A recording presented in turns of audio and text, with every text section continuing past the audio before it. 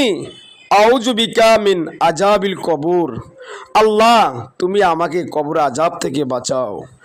অনাউযু বিকা মিন আযাবিল জাহান্নাম, আল্লাহ তুমি জাহান্নামের আযাব থেকে আমাকে বাঁচাও।